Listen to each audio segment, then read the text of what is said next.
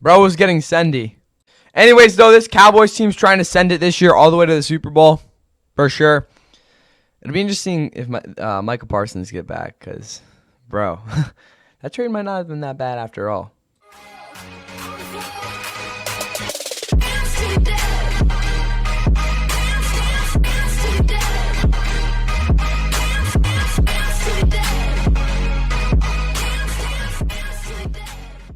And with that, what is going on, guys? Welcome back to the Fun NFL. Please like and subscribe. Hope y'all are ready for the final roster in this 2026 NFL roster grading series. Tier week does start tomorrow sometimes. I'm sorry. This is coming out late, the day after I said it was going to come out.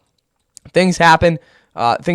So, oh yes, things do happen. So, sorry for that, but I'll try to get through this. Again, if you have enjoyed this roster series, it's been an absolute blast. Every single year it is. Again, I love going through these teams, getting through these guys that really you're never going to see on the field or no one really talks about. That's really the point of this at the end of the day. And also, again, helps us with our week 1 power rankings as well. I will say this Cowboys team has had a lot happen since the when I started doing this back in May, so I'm actually happy that they ended up landing last. Obviously, I have my own selection process for that in terms of who goes first and who goes last and all that. But on top of that, again, tier week's coming up. That's more of, again, these starters sort of like kind of the controversial takes. I'm not going to lie, guys, that's not as analytic driven as this is. Again, like obviously you watch tape for, again, the tier rankings, but it's more opinions than anything. So get ready for that. But obviously, I'll have a special video for out y'all probably tomorrow at some point. And then again, we'll definitely get into tier week after that. And that'll bring us right up to the start of the season, which is so crazy. It's literally like 3 weeks away. But anyways, we will get into this Cowboys offense. Again, obviously starting quarterback, then we'll move into the running back and all that. Obviously, preseason's going up. I'll be reacting it periodically throughout the rest of, the rest of the preseason. And obviously some college football as well. What's coming up? I'm just saying. Got to transfer somehow, transition somehow. But anyways, we'll get into Dak and all that. And obviously skill positions, and there we go. You know the drill. All right, let's start with this quarterback position this quarterback position here for the Cowboys. Sam Howell, I guess, is their third string for now. He's had a very weird career, like honestly a really weird career. Obviously, he looks like an absolute chud. He lit up the Cowboys in his one start back in 2022. I guess not really, but they beat him 26-6. Then obviously 2023 was his only year starting, and you bet he threw the ball. He threw the ball 612 times, which was towards the top of the league. Again, he threw 21 touchdowns and 21 picks, which is pretty interesting. After really solid first 11 weeks. It was just Thanksgiving game. He absolutely fell off a cliff, and that Commanders team was awful. Then obviously he got played a little bit for the Seahawks in 24, and then 2025 as the Seahawks, third string, something like that. He really didn't get to play a lot. Now he goes over here to Dallas to be another third string. Regardless, he's the least talented out of these three guys. Joe Milton still can't hit the broadside of a barn, but at least we've seen him at least somewhat. Again, he had that one start for the Patriots where he looked pretty hot. They again traded him to the Cowboys. Last year he had that one extended time playing against the Giants. He really wasn't that good. He had like one absolute dart down the field. Other than that, it was kind of a mess. He played some garbage time in some other games too. For me, Joe Milton's just a guy that is extremely talented. Again, everyone's going to compare him to AR-15 or Big Tony because of, again, the mobility, which is, again, a fair comparison. But obviously, he's got an absolute rock out of an arm. He's got that I think should stay around the league. He's just not a guy that I think is really consistent, despite actually having good anticipation in every way. It's just the fact that his accuracy is really bad. It could say it's footwork thing. Could just say it's because he's not accurate. That's, again, as much as people don't like that, and again, mechanics is really, again, what nails down accuracy. There are some quarterbacks, despite having pretty solid mechanics, pretty solid footwork, still can't hit the broadside of a barn. There's a certain extension on certain plays where accuracy is so many different variables, but there are times where quarterbacks just either aren't on the ball for one reason or another. But then there's some guys, like I said, that are just, for one reason or another, they're just not figuring it out. I'm not saying that's Joe Milton. He's got his issues, but he's a guy that I think that could, accumulate into, which is okay. There's quarterbacks that are successful that aren't again, the most accurate. Then you have Dak as their starter. Dak last year, again, there's really nothing to say. He's been their starter since 2016. But Dak, again, still has only won 2 playoff games in now going into his 11th year as their starter. Absolutely insane. Dak last year, statistically, I think honestly had a better year than that 2023 season where he was an MVP runner-up. Really, the reason for it is because he was much more competitive on downfield throws. He was a lot more willing on those as well. While there were a lot of times where, again, I wouldn't say it's empty calorie yardage. That was definitely part of it. There were a lot of throws he made that were just high level on a much more consistent basis, which is not something we saw in 2024, where, again, he only started 8 games. For me, though, this is again, he's a guy that is arguably a top 10 quarterback. He has a very, very good arm. That's something that I wasn't always. Honestly, I think I downplayed a little bit. But I'm not gonna act like he has like the best arm in football. But he's great velocity on his throws. There's a lot of pacing on these hard, difficult throws. Also, his anticipation's gotten so much better, even into last year. The tape did show that a lot. Texans already have 7-0 in that one. But anyways, for Dak, in my opinion, I'm going to give them a B+. I think Dak, in a lot of ways, is a very reliable quarterback. Again, you can talk about the injury issues which have plagued him in 2022 and 2024. Very reasonable things there. And obviously the playoffs are its own story. Regardless, for a Cowboys team that has legitimately not been to the NFC Championship since 1995, you guys have heard it a million times. Dak is a guy that is a borderline top 10 quarterback, and I think he is a guy that separates from some of the other guys that have been holding down into a B. I'm going to give him a B+. I think he is a guy that can win a lot of games for you. Get to the playoffs, that's a different story. But we're talking about a guy that can make high-quality throws on a consistent basis. He's a guy that can do that. It is a hard thing to find in the league. That's why he's going to get that B+. Now let's look at what he's going to be throwing to and handing the ball off to. All right, guys, now diving into this Cowboys skill position group. It is definitely a whirlwind of a group here. Obviously, the running back is a very weird thing going on here. I'm not going to lie with what they've done. Receiving core is obviously something to behold. We'll say that. And then again, obviously, you get the tight ends, everything else after that. All right, we'll start with the running back. Javonte Williams last year had a career season going for 1,200 yards and going 8th in the league with 11 touchdowns. While he wasn't a guy that was particularly explosive the whole season, well, that 66-yard touchdown would tell you that against the Jets. I kind of forgot he scored that.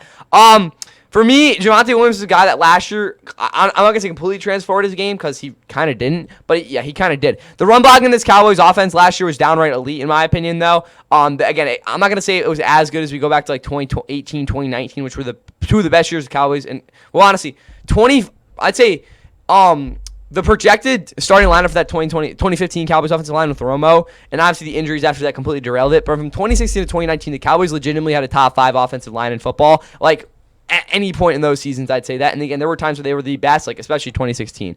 But Javonte Williams is a guy that last year benefited from a very, very penetratable. No, geez, my bad. An offensive line that penetrated so much, and I think it was like second in the league in yards created. So again, that was a big reason for his success. Still, though, he's a guy that was so much more decisive cutting through holes, which was a huge issue in 2024 because that burst was not there. I'm not going to say the burst was completely back last year, but again, with him being more decisive, there was definitely a little bit more of a willingness to cut in certain situations, again, off the jump there. And again, just a lot of ways, while he kind of became more of a between tackles guys later in the season, he was still breaking tackles at a high enough rate where you're like, yeah, I think he can definitely live through that. Again, in terms of getting to the edge, I still think there's some growth to do there in terms of what he can do next year, but an absolutely what the doctor ordered there. Obviously, break tackle rate wasn't anything close to what it was in 2021, but still, it was decent. And for a guy that realistically has not really been a explosive player in his entire career, it was kind of good to see him back to at least somewhat of what we saw in 2021. But Javonte Williams, massive season last year. He legitimately earned himself a solid contract. Hats off to him. I wasn't really expecting him to be very good, despite him having been good in the past. The fact that he put together a big bounce back here was very impressive. Jane Blue's their backup. He's not very good. Biggest problem with him is that there are a lot of plays where he just can't get out of the backfield for one reason or another. Still, though, I think he does have solid vision. That's something that goes to the wayside with him. And that's still a reason to kind of like him. Still, though, he was an absolute chud last year. Then you have Phil Mafu, who literally got 5 carries last year. He's a good special teamer, but he's not a very good runner. And obviously got Malik Davis here as well. He put up some solid numbers. He's really quick. He's a hard guy to tackle as well. The biggest, I think, advantage he has, other than the fact that, again, he's 5'10", 205, is the fact that he's a guy that is so shifty once he gets to the second level. I'm not going to act like he's freaking Saquon and he's making hurdling over guys and all that, but he's a guy that is consistently making, again, solid cuts to where he's able to not only, I say, re-accelerate, but also get into a spot where he can create more explosive runs. So Malik Davis is a really good player like that. He's, without a doubt, their second best running back. Obviously, he's an absolute wrecking pass blocking, but I don't really care. If Malik Davis can stay healthy, there's no reason he can't be their backup. For me, I'm going to give them a B+. Javonte Williams, is he a guy that I think is this all-world back? No, but he was legitimately a top 10 producer last year overall. I'm still a little bit wary on how good he is, just because last year I was like, what are we doing? But still, for me, this is a position that they are actually pretty strong in, so I'm going to say a B+. You could argue it's probably around a B. I think that is a little bit more fair, but I really like Malik Davis a lot. But yeah, that's what I'll say there. This is tough.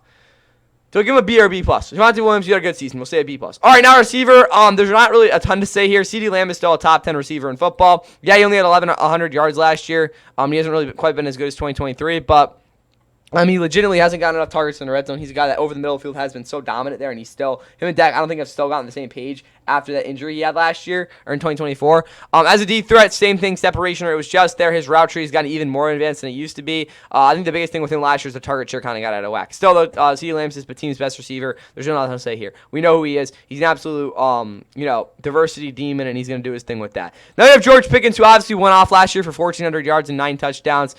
Simply put, he was just beating guys off the line like so consistently. And for a team that kind of needs that, in terms of just a straight up like how gotta lift the load off of CeeDee Lamb, and they just got exactly that last year. Obviously, tremendously talented player, some of the best body control you've seen in the league. For a guy that some people are kind of wary on his route running, last year really wasn't an issue. Yes, there are some plays where he doesn't close on the ball the way you want him to, but for a lot of those other ones, he's able to what is it called? Not only box out, but his frame is so big at 6'3", 200, that it's very, very hard to kind of honestly close out, but get into a position to be able to make a play on the ball. And also, it's just on this one-on-one situations. He can kind of create his own route and make things happen. I think there's just not a ton of guys in football that can do that consistently. And the fact that he is able to is a huge reason for his success. Then you have Ryan Flournoy here. He low-key had a crazy season last year. He's really good on in-cutting routes. There's just a lot of plays where he's completely shifting his shoulders, manipulating his hips, and it makes it so much harder on a corner to kind of maintain their leverage. On top of that, you look at him as a guy that can continue to progress on his outbreaking routes. I still think he's a guy that needs to kind of show his frame and be at the top throw a little bit more conservative, because last year there were definitely some plays where he showed himself or too early and that just completely blew up the play. And I think he's still a guy that has spotty hands at times. But still, Ryan Flournoy is a very decisive route runner. I think that's a reason that he could be a big breakout guy this season. You have Cavante Turbin, who's basically their gadget guy in this offense. He is another guy that's very good on short cutting routes. I don't think he's as advanced as a guy like Flournoy on the intermediate part of the field, but he's still a guy you got to like a lot just because of, again, his absolute explosive dynamite speed there. And also, again, like I said, he's not a versatile route runner. He's still a guy that can take the top off the defense if you put him in the right spot. Again, if you have him running again against press, it's probably not going to end well, but in the slot, he's a guy that can run some extended deep routes. I think that's something that they should definitely look more into. Obviously, MVS is much more of an established deep threat. Last year didn't really play a lot there with the Steelers, but I think he did do a good job. Niners really didn't use him. There wasn't really a reason they even had him. With the Saints, he obviously went off that one game versus Atlanta in 2024. But MVS at this point in his career is basically like a once-in-a-while deep threat who's a guy that can get open somewhat decently over the middle. He's really good off play action, really good in motion. He really does a good job reading the defense out of that. But still, just talking about a guy who can kind of consistently give you big plays. Not really there, but he'll still be a guy I think could at least do something. Then you have Jonathan Mingo, who they traded for this this trade deadline. Last trade deadline. He's an absolute chud. There's really one reason for it. He has no diversification in his release package. He has a power release that somewhat works, but again, when he gets jammed, though, he can't really do anything off of it. And his route running is severely limited by the fact that he cannot change direction even at like a respectable level or really accelerate out of his break either. So it's like, what are we really doing with him here? But still, I guess he's been. Again, someone likes him. This receiving core, though, is getting an A. Really, honestly, an A+. I'm going to be honest with you guys. I really have no issues with this group. Again, really the one or criticism you can say is that Ryan Flournoy is an established third guy. But even then, Cavante Turbin and MVS are going to give you at least somewhat quality production. So I think I'm going to say an A+. Again, like with these two at the top, I mean, it's one of the best receiving cores in football. You could argue Snay, though. All right, tight end. Jake Ferguson's here. He's coming off a down year. The numbers might not say that, but his blocking took a big hit, and then just overall, he was not as good at breaking tackles or really on intermediate routes at all. He's obviously a crosser-based guy, especially off of play action, but that really wasn't the case last year. He wasn't really able to separate downfield, especially against zone. Against man coverage, he really wasn't as effective. Still, though, I think, again, him being a guy that, especially against as a guy who can kind of create more yak yardage than what we've seen the past couple years, I think that would definitely be a better way to target his production this year, just from what we've seen in terms of the depreciating value as a guy that's kind of pushing downfield. But still, Jake Ferguson's a really good player. Brevin Spanford is a solid blocker. There's really nothing else to say here. He's a really ugly guy to watch catch the football. They have Luke Trigg and Luke Schoonmaker, Michael Trigg hasn't played yet. He's UDF head at Baylor. He's by far the most athletic tight end. He's an absolute freak, but from what I've heard in training camp, he's been pretty bad, and he's also a guy that isn't really a reliable route runner either, but he's a freak. Luke Schoonmaker, he's definitely probably overall the best blocker here. He's just even less of a threat than Brevin Spanford. Then you have Hunter Lubick as a fullback. He's an absolute beast. He's a top 5 fullback in football, which I guess isn't really saying much, but he was a beast last year. Tight end for me is going to get a B. You could argue to B-. I think Ferguson's good enough to deserve a B, though, and obviously the depth, at least in terms of blocking, is pretty solid. So what is that going to be? 16 points there. 16 points there at tight end position. Now let's move on to the offensive line.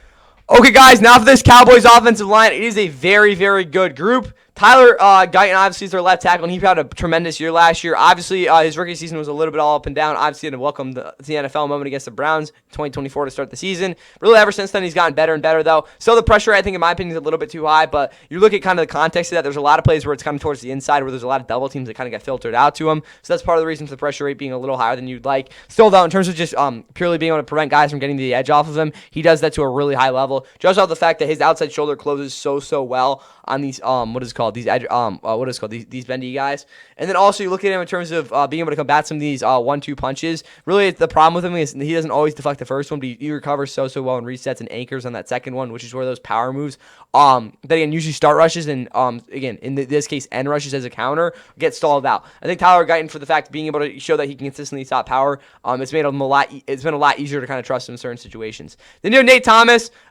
He's out of Louisiana here. This is a guy that really hasn't got a ton of playing time yet. He's looked solid in preseason though, which I like. The biggest problem I think with him is the fact that he doesn't really consistently manipulate leverage that I want him to, because he's a guy that is really strong and does have that the low half base that you want. It's just the fact that he hasn't really used it yet, and it's like, come on, bro, that could really get you on the field. Then you have Tyler Smith, the left guard. He's downright probably like a top 5 guard in football. Wasn't quite as good as he's been like 2024, 2025, or 23, 24. I mean, you look at him last year. Jesus.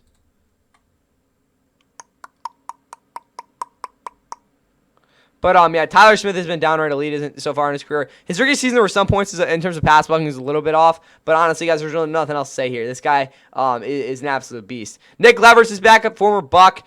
He has really good agility, but there's really nothing else to say here because he doesn't exactly use it. And there's a lot of plays where scissor moves beat him, and it's kind of annoying because he's not a guy that consistently can really recover at all off of that.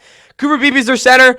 Some people say he had a good season. Some people say he had a bad season because he got noticed. For me, I didn't really notice him a lot, so I really don't care. Yeah, there were some players who got pushed back a little bit against power, but other than that, there's really nothing else to say because he anchored really well as a run blocker. And this is a dude that I think can continue to progress to be a really good player. That was a solid draft pick by them last year. TJ Pass is their backup here. He's gotten some playing time. He simply put cannot really stand up against a guy like Vita Vea, which again most guys can't, but it's kind of like a lose-lose there. So again, the fact him kind of limiting your O-line's potential is kind of an issue there, but other than that, he's really not that bad. Then you got the run blocking demons here at right guard and right tackle. Tyler Booker had a tremendous season last year. He wasn't amazing as a pass blocker. There were a lot of plays in terms of, like I said, passing guys off the Terrence Steele where he wasn't exactly communicating well. But for a guy that, again, coming into the league was kind of like, can he do well against these agile guys in the interior, especially against 3-techs? He did do a good job against them when they tried to beat him with power. Speed, obviously some issues, especially in terms of being able to deflect that first punch. But just, again, I really don't care because as a run blocker, he was a huge reason for Javonte Williams' success, just for the fact that he can create yards by himself, and he does a really good job at moving off blocks to second level, but also making sure that he sustains it long enough to where he's not just letting go of the block and kind of blowing up the play because he's not being instinctive. Still, though, Tyler Booker, phenomenal rookie season. Trevor Keenan. Or Keegan Allen, Michigan, my bad. This is a guy that really hasn't got much playing time in his career. I didn't watch too much of him last week. What I did see, though, is that he has a pretty solid base, which I think will help him out in terms of, again, what we're going to see this week against a much more dynamic pass rush. Then you have Terrence Steele, right tackle. Again, he's been on their team for a while. He's always been a shit guy in terms of pass protection. He simply put just never really sets the edge. Still, though, he does a good enough job against power where it's not a huge issue at the end of the day, even though, again, he sucks. As a run blocker, he's like a top 5 guy in football, though, so you really can't talk too much crap about him because he sets the edge probably better than I think at least 5 of the top 10 guys in terms of overall right tackles. But yeah, Terrence Steele is a freaking beast. Drew Shelton out of Penn State. He's a little bit of a boring guy for me. He's really technically sound, sure, but it's not really to a level where you're like, yeah, this guy is like Olufashanu per se, or not Olufashanu, Troy Fouta now. But also the size thing is a little bit weird with him because a lot of guys do get into his grill, and he's not really that effective as a run blocker either. So it's kind of a weird thing going on with him. But still, his technique has showed up really well in practice. From what I've heard, he's coming, and he's figuring things out there. This O-line for me is going to get an A-. Really, the reason it's not an A is I think that Cooper Beebe still has another level to get to, and Tyler Guyton's still a little bit inconsistent for me. But yeah, this O-line is really good. Obviously, an issue with Terrence Steele though. Again, there's a reason. Again, as good as he is, there's a reason no one's saying he's like a top 5 guy in football. If we added this up though, 45, 22, 16, 36, and 27. This Cowboys offense is going to get 146 points. I don't know why we're like this. That's going to put this Cowboys offense in the A- here, which is where they belong. Really talented group. But, I mean, does it really matter? Okay, guys, now we're diving into this Cowboys defense, and it is an absolutely overhauled unit. We can just say it like that. Obviously, we'll go through the front seven first, which is a 4-3, so we'll go through DeMarvin Overshown's kingdom there, and then obviously we'll be heading into the, what is it called? The D-line, and obviously they had a big news of trading Trayvon Diggs to the Seahawks, I think. Man, they're collecting a bunch of old chuds there. But for me, this is an absolutely intriguing defense. Are they a great defense? But they're definitely intriguing. All right, very interesting thing. Oh, what are they? They're freaking 3-4. I'm an absolute brick. My bad. Anyways, we'll start with the linebackers. DeMarvin Overshown last year didn't play. He was okay when he was out there. I don't think he was quite as aggressive as he was as a rookie, where he was legitimately a top 10 player on the defensive side, or top 10 defensive player in football. I'm not even kidding. He was that good. He didn't blitz nearly as much. I think he probably had he didn't have a great pressure rate though from what we're used to seeing. Even if he was still playing conservative, his pressure rate was still too low. And obviously the blitz rate was low as well. Biggest thing, though, you look at DeMarvin Overshown is him being able to basically, I wouldn't say be a missile, but you can track him over the field, and that's where the ball is going to go, and he's going to make a play on that. And the hard-hitting nature of his game as well, because again, he's a hard hitter. That wasn't quite as what I saw last year. There were definitely some instances where I saw the flash of that, which is really good. But again, for a guy that obviously had that brutal injury, I still don't think he was completely back yet last year. Kind of a wash at the end of the day for me. I think that I'm definitely be looking a lot more into him this year. His technique, though, really honestly, I think got even better. Because you look at him in 2024, coming out of college, biggest thing was him not really being a guy that you can trust in coverage because he's a complete technique out of the play, which is fair thing to say. And then you also think, not only that, but DeMarvin Overshown's a guy that obviously has the, what is it called?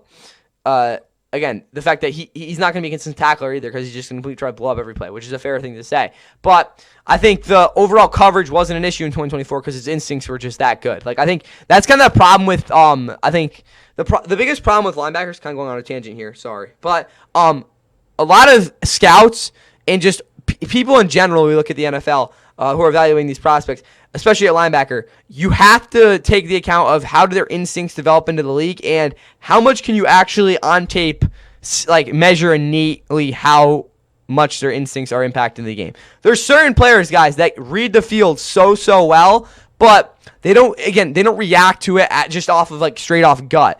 And I think that holds them back. And there's players, I'm looking at Junior Colson and even Kenneth Murray, two former Chargers, where that's been an issue with them and that's hurt them against the run.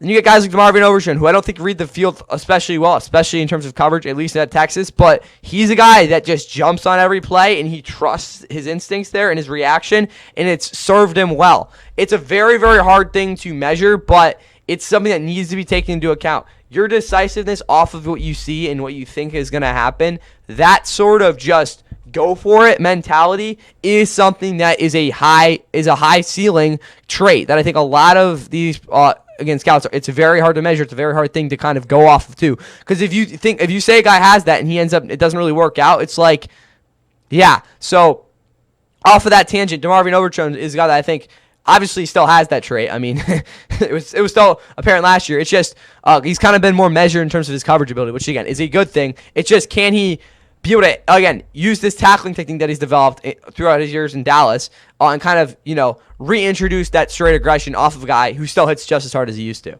Or not used to. He's freaking 24? 26. Anyways, moving into D. Winters. He started for the freaking, what's his name? For the Niners last year. He wasn't particularly good. His biggest thing with him is, though, against the run, he is very, very good at closing on gaps. The biggest problem with him is he can't cover to save his life. You're just going to absolutely get flamed with him on the field there. But for me, D. Winters is not a bad player. It's just the fact that he's not going to really do a ton for y'all.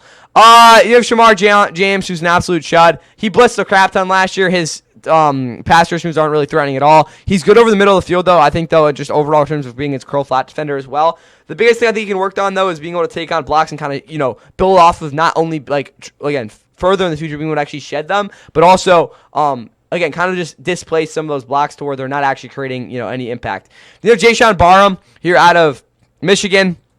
He's a really good run defender overall. It's just the fact that, again, he's not a guy who can really play on third down because of the coverage deficiencies there. Still, though, I think he's a guy that will get an opportunity to play at least at some point. He's been solid in camp. Linebacker for me, you got Marvin Overshown, who I legitimately think could be the best linebacker in football in a couple years. And then you obviously have D Winners.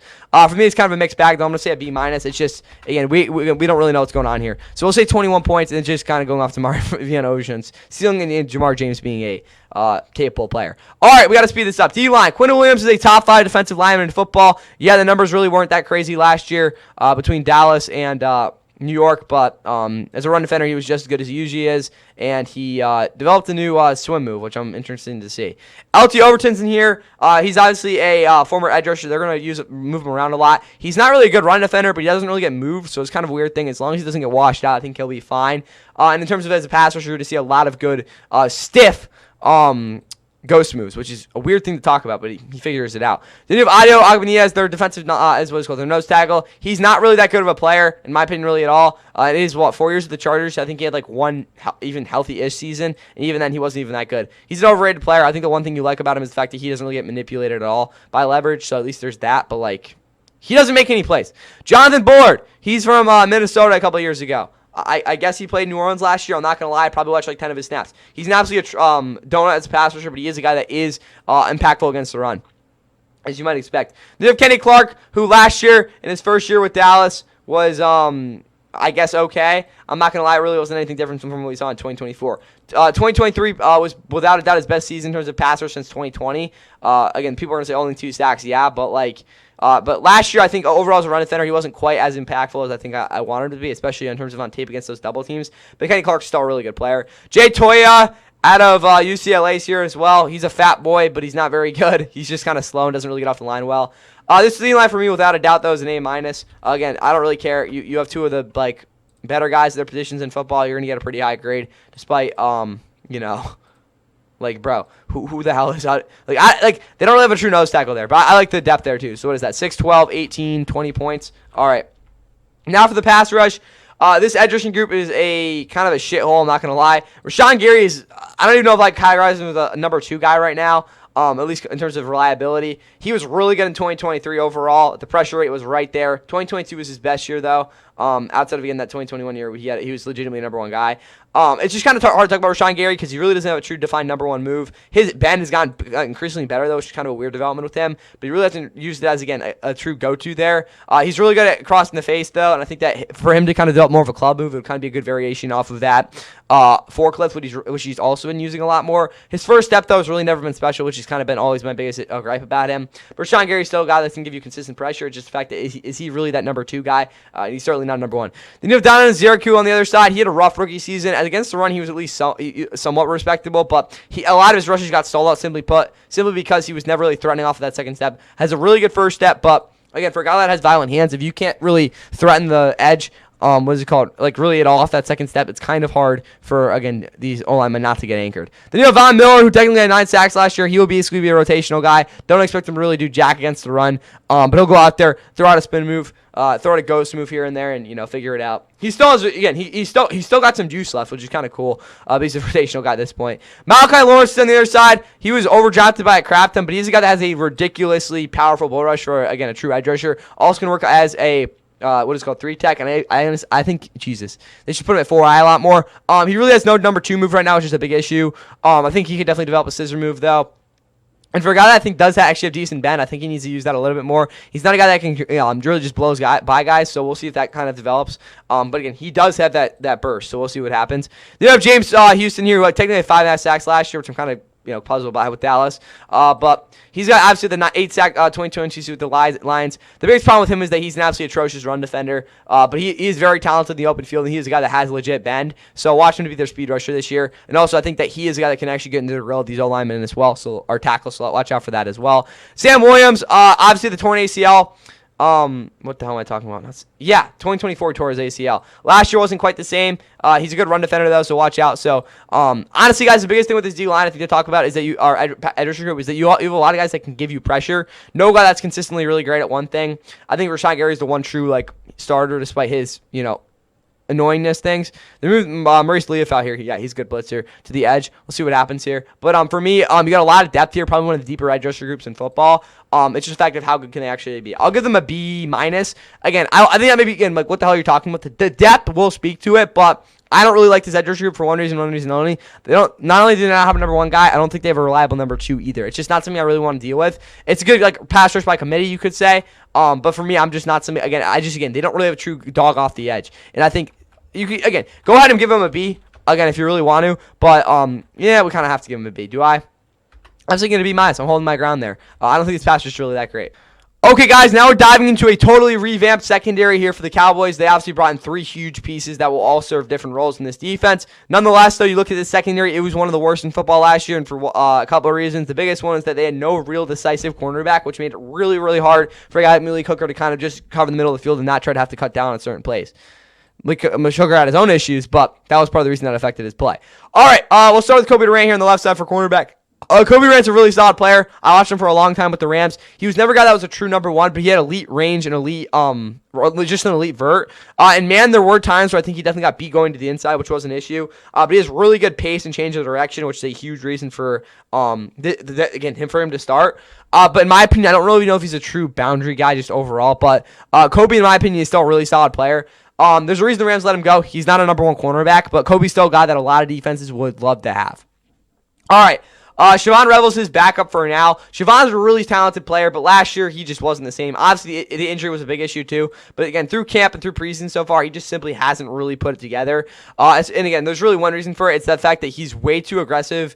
And I think, I wouldn't say overconfident, but over-anticipating downfield passes. And I think that sort of kind of thought in the back of his head is kind of messing up in terms of him just being able to trail on guys and do his thing. But yeah, Siobhan Rose is still a really talented player. It's just the fact that he hasn't really been able to stay healthy like whatsoever so far.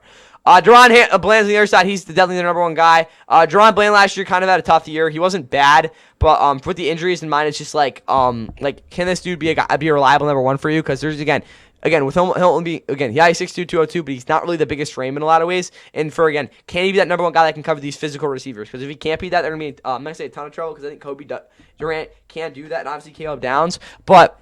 Caleb Downs is a safety at the end of the day. Like, that's who he is. So, for me, Deron Bland is a really good player. There's definitely certain situations where you just don't want him in.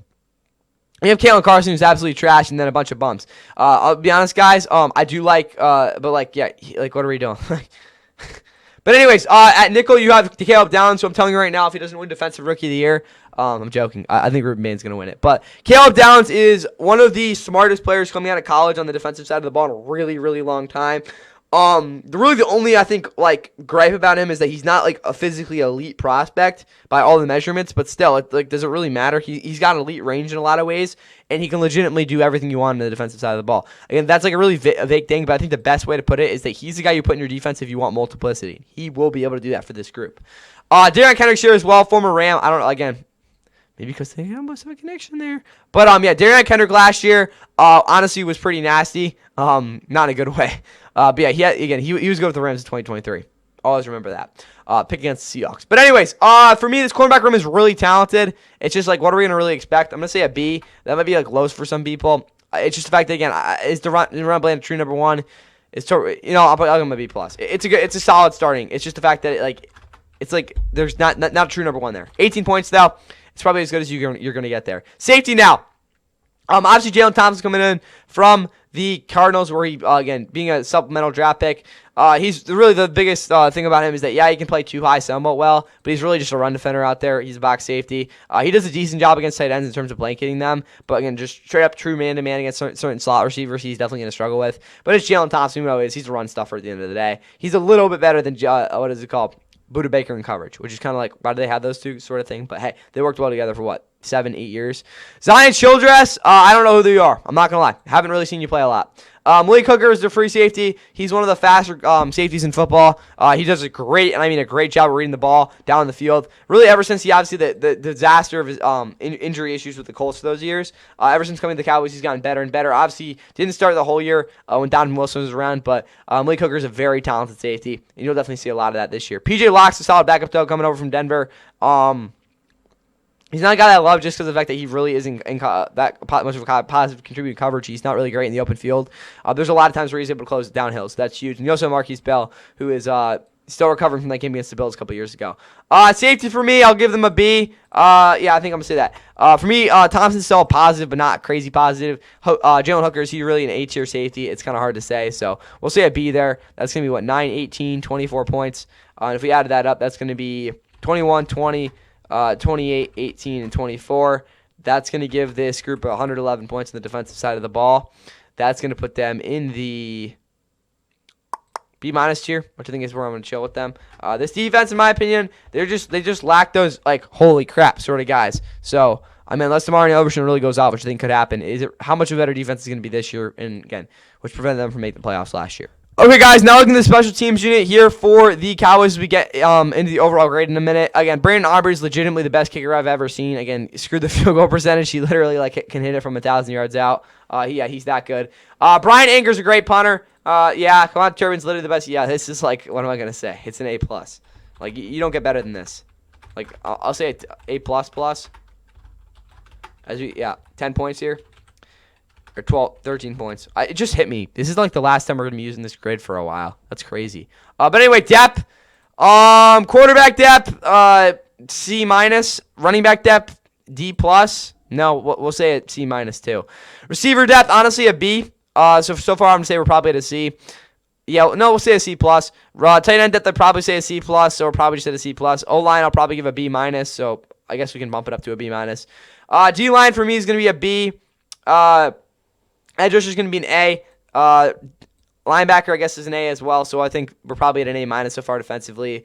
And overall, I'll start with the secondary. I don't know, probably a B. So I'm saying we'll probably say a B+ there. What?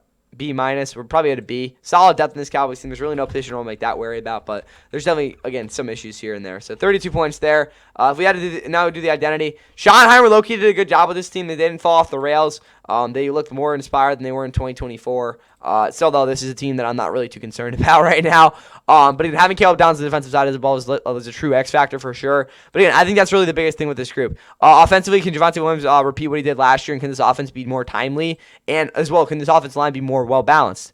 Meanwhile, for this defense, they're going to need Caleb Downs to be legitimately one of the best safeties in football this year. And also, a guy like Kobe Durant's going to have a big season as well. You're going to be asking a lot of these guys. And a guy Rashawn Gary, who has been a number one, edge rusher in the past, and needs to get that pressure rate up for that really to happen. It's a big thing to ask, and I'm not a guy that really trusts that for that to happen really completely. But again, 2 straight seasons missing the playoffs. I think they're going to be in an okay spot, but I'm going to say 30 points and a C+ for their identity. It's a little bit of a wary situation, but they have the talent. So again, they've always had the talent. It's just when are they finally going to do it? They're not going to finally do it. But if we do it here and we add up all their points, that's going to be a 332-point roster there. That is going to put the Cowboys in the A- tier, which I honestly am comfortable putting them in. This is one of the more talented rosters in football, but again, it really just doesn't matter because, we all know where they're going to be once the NFC Championship rolls around in early February, I think it is this year. Maybe a little earlier. Cancun! But that is all I have for y'all. Thank y'all for watching the Roster Grade series this offseason. It was an absolute blast to do it with y'all. See y'all for Cheer Week tomorrow. Obviously, special little video coming out as well for college football. But yeah, that's what I have here. And yeah, guess what position we're starting off with Cheer Week from this highlight. And yes, this game was an absolute banger. 4 inches for the Seahawks.